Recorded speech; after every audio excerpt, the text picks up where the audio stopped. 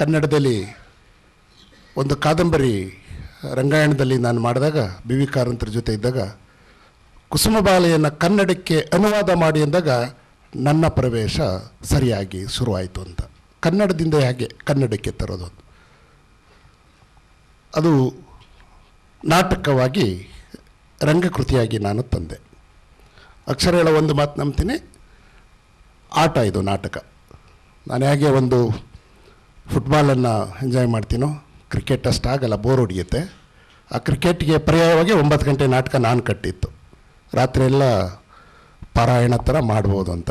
ಇನ್ನೊಂದು ಅಕ್ಷರದ ಜೊತೆಗೆ ನಾನು ಇದಂದರೆ ನಮ್ಮ ಕಾಲದ ವರ್ತಮಾನ ಆಧುನಿಕ ಪುರಾಣಗಳಾಗದೆ ಹೋದರೆ ಈಗಾಗಲೇ ಮಹಾಕವಿಗಳು ಕೊಟ್ಟಿರೋ ಪಾತ್ರಗಳನ್ನು ಇಂಟರ್ಪ್ರಿಟ್ ಮಾಡ್ತಾ ಇರ್ತೀವಿ ಅಷ್ಟೇ, ಎಲ್ಲ ಮಾಡ್ತಾ ಇರೋದು ಅದನ್ನೇ. ನನಗೆ ಅದಕ್ಕೆ ನಾರಾಯಣ ಸ್ವಾಮಿ ಜೊತೆ ನಾಟಕಕಾರನ ಜೊತೆ ನಾನು ಮಾಡ್ಕೊಂಡಾಗ ಮಲೆಗಳಲ್ಲಿ ಮದುಮಗಳನ್ನು ಅದು ದೊಡ್ಡ ಮಹಾಕಾವ್ಯ ಅಂತ, ರಾಮಾಯಣ ದರ್ಶನಮಗಿನ ನನಗೆ ಮಲೆಗಳಲ್ಲಿ ಮದುಮಗಳು ಕುವೆಂಪುರ ಮಹಾಕಾವ್ಯ ಅಂತ ನನಗನ್ಸಿತ್ತು. ಅದು ಸಾಬೀತು ಮಾಡಿದ್ದೀವಿ ರಂಗಪ್ರಯೋಗದಲ್ಲಿ. ಇದು ನಾಟಕ ಶಾಸ್ತ್ರವಾಗಿರೋದ್ರಿಂದ ನನಗೆ ತಕರಾರಿದೆ ನಾಟಕದ ಬಗ್ಗೆ. ಅದಕ್ಕೆ ನಾನು ರಂಗಕರ್ಮಿ ಅಂತ ನಾನು ಕರ್ಕೊಳ್ಳೋದು. ರಂಗಭೂಮಿಗೆ ಎಲ್ಲರ ಪ್ರವೇಶವಿದೆ, ನಾಟಕಕ್ಕೆ ಇಲ್ಲ. ಅದಕ್ಕೆ ನಮ್ಮ ಕನ್ನಡ ಸಾಹಿತ್ಯದಲ್ಲಿ ಇನ್ನು ದಲಿತ ನಾಟಕಕಾರ ಶೂದ್ರ ನಾಟಕಕಾರ ಅಂತ ಇಲ್ಲ. ಅದೇನೋ ಮಾಡೋಕ್ಕೋಗಿ ಮಹಾರಾಷ್ಟ್ರದಲ್ಲಿ ದಿಕ್ತಪ್ಪಿದೆ ಅಲ್ಲಿ. ಅಂದರೆ ತಿರ್ಗಿ ಅದೇನಾಗುತ್ತೆ, ರಂಗಭೂಮಿ ಸೆಕ್ಯುಲರ್ ಆಗಿರೋದು ಕೂಡ ಮೀಸಲಾತಿಗಳು ಹಿಂದುಳಿದವರು ಅವೆಲ್ಲ ಬಂದ್ಬಿಟ್ಟು ನಾಶ ಮಾಡೋ ಸಾಧ್ಯತೆ ಇದೆ. ಅದಕ್ಕೆ ನನ್ಯಾರಾದರೂ ನನ್ನ ಜನಾಂಗದ ಮೂಲಕ ಈ ನಿರ್ದೇಶಕ ಅಂತ ಕರೆದ್ರೆ ನಾನು ಕನ್ನಡ ನಾಟಕಗಳು ಮಾಡ್ತಾಯಿದ್ದೀನಿ ಅಂತ ಹೇಳ್ತೀನಿ. ಮೊದಲು ಕನ್ನಡದ ನಿರ್ದೇಶಕ ಅಂತ ಕರೀರಿ ಅಂತ ಹೇಳ್ತೀನಿ ನಾನು. ಇಲ್ಲಾಂದರೆ ನಾನು ಎಲ್ರಿಗೂ ಆಗ್ತೀನಿ, ನಾನು ನೇಮ್ನ ಅದನ್ನೇ ಅಂತ. ಈ ಕುವೆಂಪು ಕೂಡ ಎಲ್ರಿಗೂ ಗೊತ್ತಿರೋದು ಒಕ್ಕಲಿಗ ಕವಿ ಅಂತ ಕರೀತಾರೆ. ಹಾಗಾದರೆ ವಿಶ್ವಪಥ ಮನುಜಪಥ ಅಂತ ಯಾಕೆ ಹೇಳ್ಬೇಕಾಗಿತ್ತು ಅವರು?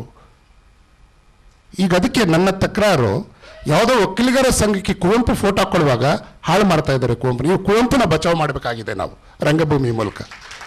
ಅದೇ ರೀತಿ ಬಸವಣ್ಣನನ್ನು ಕಳ್ಕೊಂಡಿದ್ದೀವಿ, ಬಸವಣ್ಣನೂ ಬಚಾವ್ ಮಾಡಬೇಕಾಗಿದೆ. ಸೊ ಈ ಇದರಲ್ಲಿ ರಂಗಭೂಮಿಗೆ ಈ ರೀತಿ ಸಾಧ್ಯತೆ ಇದೆ. ಈ ನಾಟಕದಲ್ಲಿ ನನ್ನ ಪ್ರಯೋಗಗಳು ನೀವು ನೋಡಿದ್ರು, ಲಂಕೇಶ್ವರ ನಮಸ್ಕಾರ ನಮ್ಮ ಕನ್ನಡದ ಬಹುಮುಖ್ಯ ರಿಯಲಿಸ್ಟಿಕ್ ಪ್ಲೇ ರೈಟ್, ಏಕಾಂಕಗಳನ್ನ ಬರೆದಿದ್ದಾರೆ. ಅದನ್ನು ಕಾರ್ನಾಡ್ರು ಅಂಜು ಮಲ್ಲಿಗೆ ಬರೆದ್ರೆ ಇನ್ನೂ ನಾವು ಪ್ರಯೋಗ ಮಾಡಿ ಅದನ್ನು ಸಾಬೀತು ಮಾಡೋಕ್ಕಾಗಿಲ್ಲ. ಈಗಾಗಲೇ ಲಿವಿಂಗ್ ಟುಗೆದರ್ ಇದು ಬಂದಿದೆ. ನಮ್ಮ ಕನ್ನಡದ ರಂಗಭೂಮಿಯ ಮನಸ್ಸುಗಳು ಪ್ರೇಕ್ಷಕರು ಈ ಪುರಾಣಗಳನ್ನು ವ್ಯಾಖ್ಯಾನ ಮಾಡ್ತಾ ಅದರ ಆಖ್ಯಾನ ಮಾಡ್ತಾ ರಾಮನನ್ನು ಬೇರೆ ರೀತಿ ತೋರಿಸ್ತಾನೇನೆ, ಸೀತೆಯನ್ನು ಮಾಡ್ತಾನೇನೆ. ಒಂದು ಚಾರಿತ್ರಿಕ ಹಿನ್ನೆಲೆಯಲ್ಲಿ ಒಂದು ಪೊಯಿಟಿಕ್ ಡಿಸ್ಟೆನ್ಸ್ ಅಂತ ಹೇಳ್ತೀವಿ, ಅದು ಇಟ್ಕೊಂಡು ನಾವು ನೋಡ್ತಾ ಇದ್ದೀವಿ. ನಮಗಿರೋದು ನಾಯಕ ಖಳನಾಯಕ ನಾಯಕ ಇಲ್ಲದೆ ಇರ್ತಕ್ಕಂಥ ಜನರೇ ನಾಟಕದಲ್ಲಿ ಬರೋದು ಯಾವಾಗ ಅಂತ.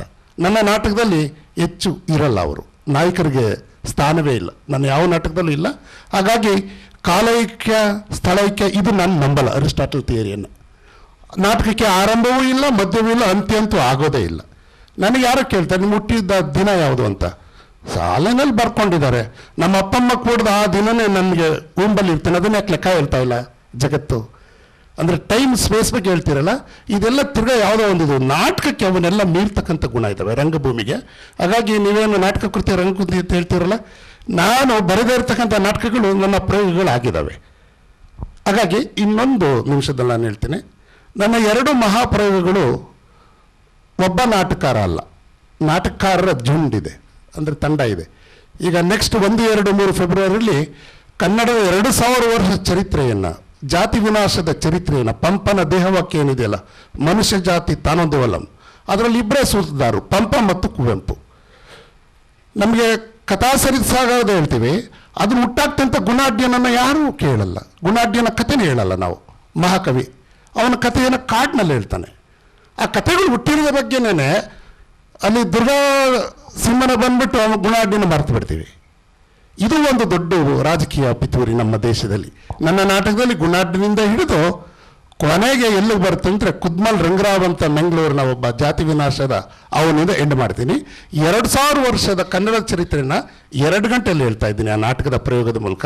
ಅದಕ್ಕೆ ಬಿಡಿ, ಅದು ಕೋಟ್ಯಾಂತರ ರೂಪಾಯಿ ಬಜೆಟ್, ಅದು ಮೆಗಾ ಪ್ರಾಜೆಕ್ಟ್. ಅದು ಇದು ಮಲೆಗಳಲ್ಲಿ ಮದುಮಗಳು 100 ವರ್ಷದಿಂದ ಏನು ಮಲೆನಾಡಿನಲ್ಲಿ ದೀವರು, ಅಸಲರು, ಹೊಲೆಯರು, ಒಕ್ಕಲಿಗರು ಇಷ್ಟೆಲ್ಲ ಜನಾಂಗಗಳಿದ್ವಲ್ಲ, ಅವ್ರ ಕಥೆನೇ 9 ಗಂಟೆ ಹೇಳಿದ್ರು ಕೂಡ. ಬೆಂಗಳೂರಲ್ಲಿ 3 ತಿಂಗಳ ಹಿಂದೆ ಮಾಡಿದೆ ನಾನು ಕಲಾಗ್ರಾಮದಲ್ಲಿ. ಸರ್ಕಾರ 55 ಲಕ್ಷ ಅದು ಕೊಟ್ಟು ವಾಪಸ್ ಗೇಟಿಂದ 30 ಲಕ್ಷ ವಾಪಸ್ ನಾನು ಕೊಟ್ಟಿದ್ದೇನೆ. ಇದ್ಯಾಕೆ ಕನ್ನಡದಲ್ಲಿ ಚರ್ಚೆಗೊಳಗಾಗಲ್ಲ? ಇದು ರಂಗಭೂಮಿಗೆ ಸಾಧ್ಯ ಇದೆ ಅಂತ ನಾನು ಹೇಳೋದು. ಇದರಲ್ಲಿ ಹಲವು ನಾಟಕಗಳಿದ್ದಾವೆ. ಅಲ್ಲಿ ನಾರಾಯಣ ಸ್ವಾಮಿ ಸೂತ್ರಧಾರನಾಗಿದ್ದಾನೆ, ಆದರೆ 5 ನಾಟಕಗಳಲ್ಲಿ ಬೇರೆ ಬೇರೆ ಇದ್ದಾವೆ. ಅಕ್ಷರೊಂದು ನಾಟಕಗಳು. ಇದು ನೋಡಿ, ನಾಟಕಕಾರರು ನಾನು ನಾಟಕಕಾರ ಅಂತ ಗುರುಸ್ತಾ ಇದ್ದಾಗ ರಂಗಕೃತಿ ಮಾಡೋದ್ರಿಂದ, ಅದಕ್ಕೆ ಇವೆಲ್ಲ ಬಿಟ್ಬಿಟ್ಟು ಈಗ ನಾನು ನೆಕ್ಸ್ಟ್ ಮೈಸೂರಲ್ಲಿ ಮಾಯಾಲೋಕವನ ಮಾಡ್ತಾ ಇದ್ದೀನಿ. ನೋ ಅಡಾಪ್ಟೇಷನ್, ಡೈರೆಕ್ಟ್ ಅವರು ನಾಟಕಕಾರ ಅಂತ ಸಾಬೀತು ಮಾಡಿದ ನನಗೆ ತೇಜಸ್ವಿಯನ್ನು. ನೀವು ನೋಡಿದ್ರೆ ಗೊತ್ತಾಗುತ್ತೆ. ಅದೇನೆಂದರೆ, ಒಂದು ನದಿ ಹುಡುಕೊಂಡು ಹೋಗ್ತಾರೆ, ಸಿಗಲ್ಲ. ಆ ನದಿ ಈ ಕಾವೇರಿ ಇಶ್ಯೂ ಇಟ್ಕೊಂಡು ನಾನು ಇವಾಗ ತಮಿಳ್ನಾಡಿಗೆ ಸೇರ್ಬೇಕೋ ಕೊಡಕ್ಕೆ ಸೇರ್ಬೇಕಲ್ಲ, ಅದು ಕಾವೇರಿಯಿಂದ ಗೋದಾವರಿ ಅಂತ ಹೇಳಿದಾಗ ಆ ನದಿ ಕಥನವನ್ನು ನಾಳೆ ಕೊಟ್ಟಿದ್ದೀನಿ. ಈ ರೀತಿ ಒಂದು ಥ್ಯಾಂಕ್ಸ್. ಒಬ್ಬ ನಟ ಹಲವು ಪಾತ್ರಗಳು ಮಾಡೋದ್ರ ಕುರಿತು ಯಾಕೆ ಮಾತಾಡ್ತಿದೆ ಅಂದರೆ, ಅಕ್ಷರ ಅವರೇ, ನಿಮ್ಮ ಭಾರತ ಯಾತ್ರೆಯಲ್ಲಿ ಕೊನೆಯಲ್ಲಿ ಅಭ್ಯಾಸ ಮಾಡಬೇಕು ಅಂತ ಒಂದು ಬಹಳ ಮುಖ್ಯವಾದ ಅಂಶವನ್ನು ಎತ್ತಿದ್ದೀರ. ಅಧ್ಯಾಸ ನೆನಪಿದೆಯಾ? ಅದು ಒಬ್ಬ ವ್ಯಕ್ತಿ ಹಲವು ಪಾತ್ರಗಳನ್ನು ಕೊಂಡುಕೊಳ್ಳುವ ಬಗೆಯೂ ಹೌದು, ಅರ್ಥೈಸಿಕೊಳ್ಳುವ ಬಗೆಯೂ ಹೌದು.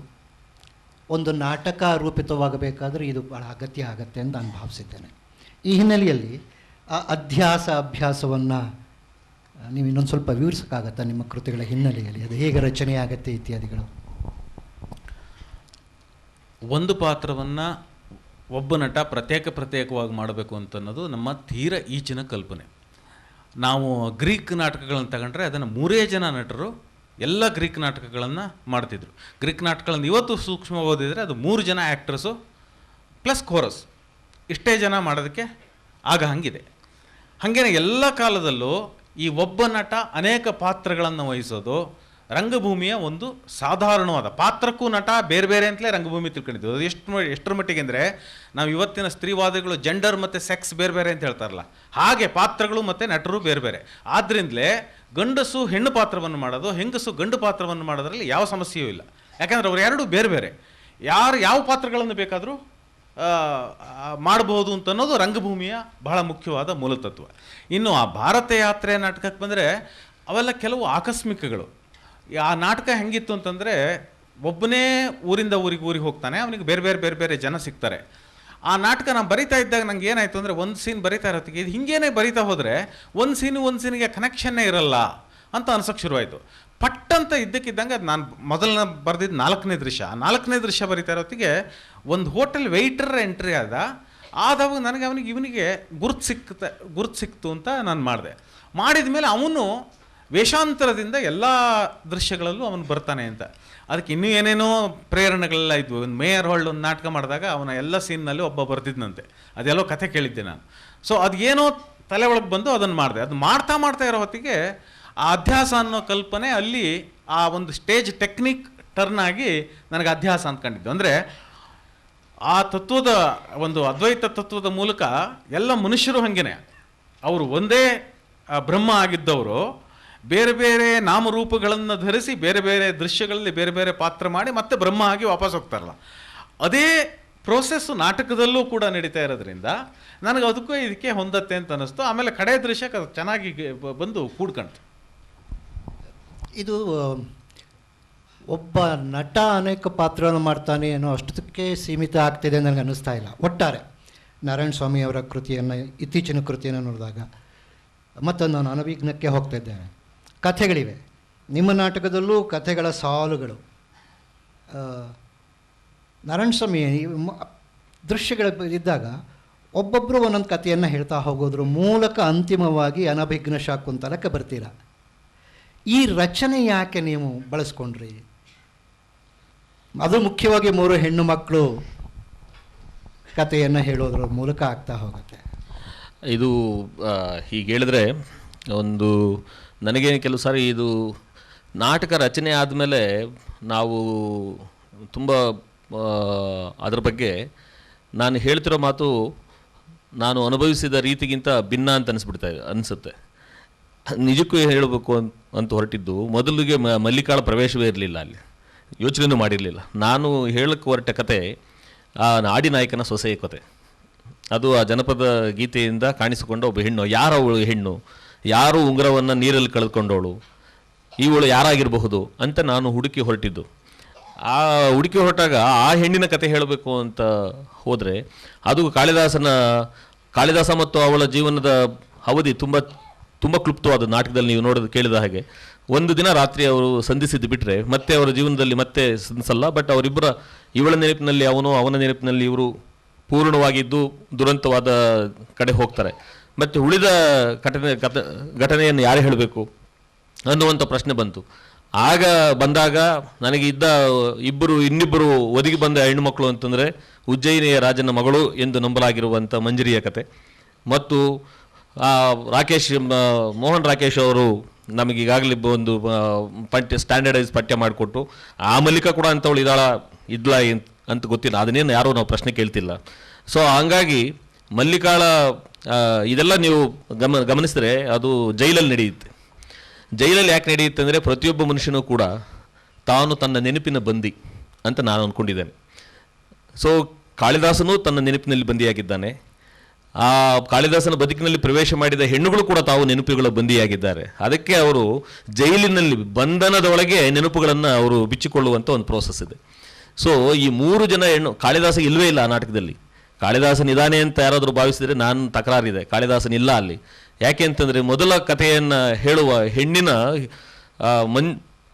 ಮಲ್ಲಿಕಾಳು ಚಿತ್ರಿಸ್ತಿರುವ ಕಾಳಿದಾಸನು, ಮಂಜರಿ ಹೇಳುತ್ತಿರುವ ಕಾಳಿದಾಸನು ಮತ್ತು ಈ ಗಂಧರ್ವ ಕನ್ಯೆ ಅಂತ ಇರುವಂಥ ಈ ಆಡಿನಾಯಕನ ಸೊಸೆ ಹೇಳುತ್ತಿರುವ ಕಾಳಿದಾಸ, ಈ ಎಲ್ಲ ನೆನಪುಗಳು ಒಂದಾಗಿ ಕಾಣುತ್ತಿರುವುದು ಈಗ ಪುರಾಣವಾಗ್ತಿರುವಂಥ ಕತೆ. ಅಕ್ಷರ ಮಾತನ್ನೇ ಕಂಟಿನ್ಯೂ ಮಾಡೋದಾದರೆ ಅದು ಪುರಾಣವಾಗ್ತಿರೋ ಕತೆ.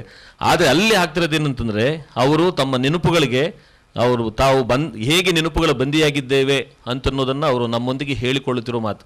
ಒಂದು ಪಾತ್ರಕ್ಕೂ ಕೂಡ ಹೀಗೆ ಹೇಳಿಕೊಳ್ಳೋ ತುರುತಿರುತ್ತೆ ಅಂತ ಅನಿಸಿದ್ದೇನೆ. ಬರೀ ನಾಟಕಕಾರನಿಗೆ ಅಥವಾ ಕವಿಗೆ ಬಿಡುಗಡೆಯ ಅಥವಾ ಹೇಳಿಕೊಳ್ಳುವ ತುರ್ತಿರಲ್ಲ, ಆತ ತೆಗೆದುಕೊಳ್ಳುವಂಥ ಪಾತ್ರಕ್ಕೆ ಈ ಥರದ ಒಂದು ತುರ್ತು ಬಂದುಬಿಡುತ್ತೆ ಮತ್ತು ಅದು ಡಿಕ್ಟೇಟ್ ಮಾಡ್ತಾ ಹೋಗುತ್ತೆ ಅಂತ ಅನಿಸುತ್ತೆ. ಸೊ ಹಂಗಾಗಿ ಇನ್ಯಾವುದೋ ಇನ್ಫ್ಲೂಯೆನ್ಸಸ್ಸು ನಮ್ಮನ್ನು ಗೊತ್ತಿಲ್ಲದೆ ಸಂಯೋಜನೆಗೊಳ್ತಾ ಇರ್ತವೆ. ಸೊ ಹಾಗಾಗಿ ಕಾಳಿದಾಸನ ಶಕುಂತಲೆಯನ್ನು ತುಂಬು ಗರ್ಭಿಣಿಯಾಗಿದ್ದಾಗ ಅವಳನ್ನು ಹೊರಗೆ ತಳ್ಳುವ ದೃಶ್ಯದೊಳಗೆ ಬಹುಶಃ ಸೂಳೆ ಮನೆಯಲ್ಲಿ ಬೆಳೆದಂಥ ಕಾಳಿದಾಸನ ಮಗ ಅವನನ್ನು ತಂದೆ ಅಂತ ಗೊತ್ತಿಲ್ಲದೆ ಕೂಡ ಕೊಲ್ಲುವಂಥ ಒಂದು ಘಟನೆ, ಒಂದು ಟ್ರ್ಯಾಜಿಡಿಯಲ್ಲಿ ಸಂಭವಿಸ್ತಲ್ಲ. ಇದೆಲ್ಲವೂ ಕೂಡ ಪ್ಲ್ಯಾನ್ ಮಾಡಿದ್ದಲ್ಲ. ನಾನು ಅದಕ್ಕೆ ಹೇಳಿದ್ದು, ಈಗ ಹೇಳಿದ್ರೆ ಇದು ಕೆಲವು ಸಾರಿ ಇದು ನಾನೇ ಹೇಳ್ತಿರೋದು ಅದನ್ನು ಯೋಚನೆ ಮಾಡಿದ್ರೆ ಪ್ಲ್ಯಾನ್ ಥರ ಕಾಣಿಸ್ಬಿಡುತ್ತೆ. ಅಂದರೆ ಒಂದು ಈ ಸ್ಕ್ರೀನ್ ಪ್ಲೇ ಅಂತ ಬರಿತೀವಿ ಸಿನಿಮಾ ಮಾಡುವಾಗ, it is a planned thing. ಯಾಕೆಂದರೆ ಒಂದು ಕಥೆ ಇರುತ್ತೆ, ಆ ಕಥೆಯನ್ನು ಹೇಗೆ ಹೇಳಬೇಕು ಅನ್ನೋದಕ್ಕೆ ಒಂದು ಸ್ಕ್ರೀನ್ ಪ್ಲೇನ್ ಮಾಡ್ಕೋತೀವಿ. Screen play it is very very conscious ಆಗಿ ಮಾಡುವಂಥ ಒಂದು ಹೇಗೆ ಒಪ್ಪಿಸಬೇಕು ಅಂತ ಮಾಡುವಂಥ ಒಂದು ಕೆಲಸ ಅದು. ಬಟ್ ಕಥೆಯಲ್ಲಿ ಸ್ವಾತಂತ್ರ್ಯವಿರೋದಿಲ್ಲ, ಸ್ಕ್ರೀನ್ ಪ್ಲೇನಲ್ಲಿ ಸ್ವಾತಂತ್ರ್ಯ ಇರ್ತದೆ. ಸೊ ಹಾಗೆ ಅದು ಸಂಭವಿಸಿಬಿಡುತ್ತೆ.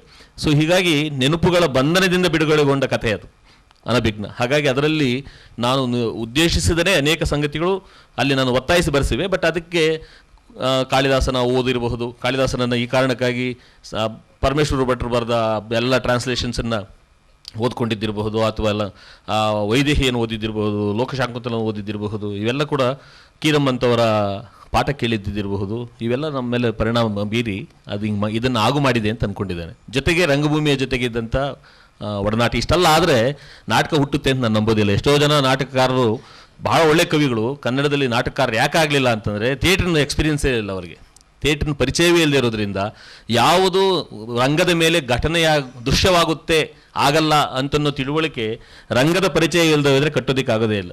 ಸೊ ಸಮುದಾಯದಲ್ಲಿ ಒಂದು 10-15 ವರ್ಷ CGK ಅವ್ರ ಜೊತೆ, ಬಸವಲಿಂಗನ ಜೊತೆ ಇಂಥವ್ರ ಜೊತೆಲ್ಲ ಕೆಲಸ ಮಾಡಿದ್ದು, ಈ ನನ್ನ ನಾಟಕಗಳೇನಾದರೂ ನಾಟಕ ಕೃತಿಯಾಗಿ ಕ್ಲಿಕ್ ಆಗ್ತಾ ಇದ್ದರೆ ರಂಗಭೂಮಿಯಲ್ಲಿ ಪಡೆದ ಆ ಎಕ್ಸ್ಪೀರಿಯನ್ಸ್ ಇದೆಯಲ್ಲ ಅದು ಅದಕ್ಕೆ ಸಹಾಯ ಮಾಡಿದೆ ಅಂತ ಅಂದ್ಕೊಂಡಿದ್ದೇನೆ. ಸೊ ಇವೆಲ್ಲೂ ಕೂಡ ಇನ್ಫ್ಲೂಯೆನ್ಸ್ ಮಾಡ್ತಿರ್ತವೆ. ಅದು ಇನ್ನೊಂದು ಮಾತನ್ನು ನಿಮ್ಮಿಬ್ಬರಿಗೂ ಕೇಳಿ ನೋಡ್ತಾನೆ, ನಂತರ ಸಮಯ ಹೆಚ್ಚಿರಲ್ಲ. ನಾರಾಯಣ ಸ್ವಾಮಿ, ನಿಮ್ಮ ನಾಟಕಗಳನ್ನ ಪಂಪ ಭಾರತದಿಂದ ಹಿಡಿದು ನಂತರ ನಾರಾಯಣಿಯವರ ಬಗ್ಗೆ ಇರುವಂಥ ಕೈವಾರದ ಬಗ್ಗೆ ಬರೆದಿರುವಂಥದ್ದು, ನಂತರ ಅನಭಿಜ್ಞಾನ ಶಾಕುಂತಲ ಇತ್ಯಾದಿಗಳು, ಇಲ್ಲೆಲ್ಲ ಒಂದು ಜೀವನ ಚಿತ್ರವನ್ನು ಮುಖ್ಯವಾಗಿ ಅದರೊಳಗಡೆ ಆಶಯ ಇತ್ಯಾದಿಗಳು ಬೇರೆ ವಿಚಾರ ಕಟ್ಕೊಡುವ ಪ್ರಯತ್ನ ಕಾಣಿಸುತ್ತೆ. ಭಾಳ ಆಶ್ಚರ್ಯ ಅಂದರೆ ಅಕ್ಷರರವರ ಕೃತಿಗಳಲ್ಲೂ ಅದರಲ್ಲೂ ವಿಶೇಷವಾಗಿ ಭಾರತ ಯಾತ್ರೆಯಲ್ಲಿ ಒಂದೊಂದು ಪಾತ್ರವು ತನ್ನದಾದ ಒಂದು ಕಥೆಯನ್ನು ಹೇಳುತ್ತೆ. ಅಥವಾ ಸ್ವಯಂವರ ಲೋಕದಲ್ಲಿಯೂ ಕೊನೆಯಲ್ಲಿ 2-3 ಪಾತ್ರಗಳು ತನ್ನ ಕಥೆಯನ್ನು ಹೇಳ್ಕೊಳ್ತವೆ.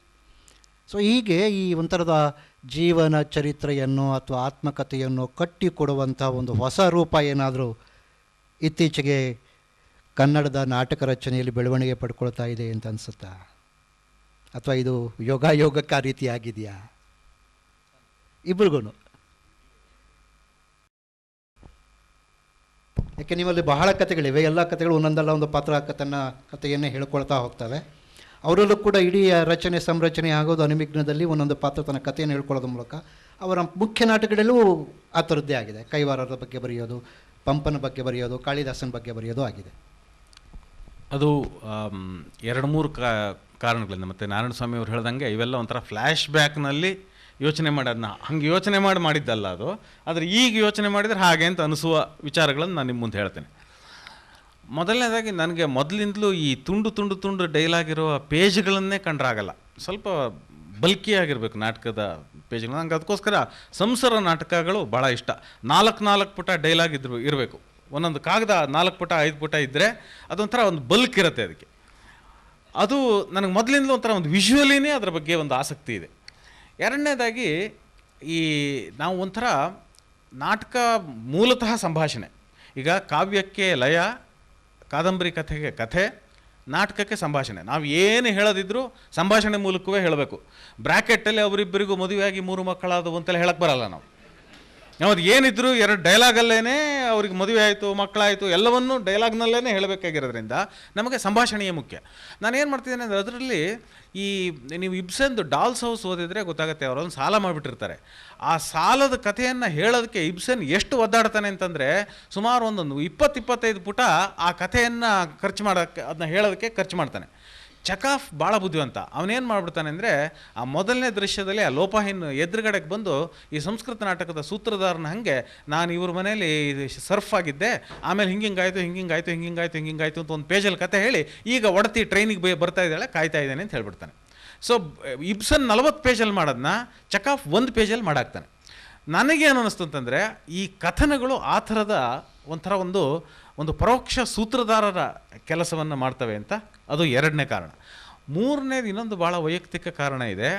ನನ್ನ ಅನೇಕ ಸ್ನೇಹಿತರು ಇವತ್ತಿನ ಕಾಲದಲ್ಲಿ ಕಥೆಗಾರರು, ಅವರೆಲ್ಲ ಕಥೆ ಬರೀತಿದ್ದಾರೆ. ಅವರಿಗೆ ನನ್ನ ಆನ್ಸರ್ ಇದು.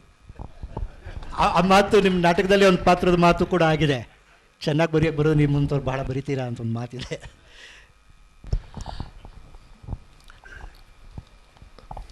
ನನಗೆ ಪಂಪ ಆಗಲಿ, ನಾನು ಪಂಪನ ಬಗ್ಗೆ ಬರೆದಿದ್ದಾಗಲಿ ಅಥವಾ ಕಾಳಿದಾಸನ ಬಗ್ಗೆ ಬರೆದಿದ್ದಾಗಲಿ, ಕೈವಾರ ನಾರಾಯಣಪ್ಪನ ಬಗ್ಗೆ ಬರೆದಿದ್ದಾಗಲಿ, ವೇಮನ ಮೇಲೆ ಒಂದು ತೆಲುಗಿನಲ್ಲಿ ನಾಟಕ ಬರೆದಿದ್ದೇನೆ. ಬಟ್ ಅದು ಕನ್ನಡದ ರೂಪವೂ ಇದೆ.